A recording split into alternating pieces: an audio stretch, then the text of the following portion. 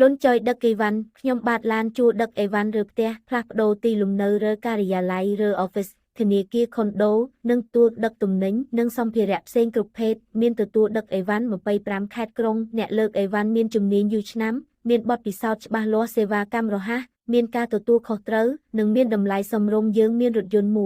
5តោន2 5តោន3 5តោនសម្រាប់ពលមានបន្ថែមសូមទំនាក់ទំនងមកកាន់លេខ Cell Card 08383555109 Smart 08145214007 Macphone 0885225999997 Facebook លន់ចុយឡានដឹកអីវ៉ាន់អាស័យដ្ឋានរាជធានីភ្នំពេញពូចុយដឹកអីវ៉ាន់ខ្ញុំបាទឡានជួដឹកអីវ៉ាន់ឬផ្ទះផ្លាស់ប្ដូរទីលំនៅឬការិយាល័យឬ office ធនាគារខុនដូនិងទទួលដឹកទំនិញនិងសម្ភារៈផ្សេងគ្រប់ភេទមានទទួលដឹកអីវ៉ាន់25ខេត្តក្រុងអ្នកលើកអីវ៉ាន់មានជំនាញយូរឆ្នាំ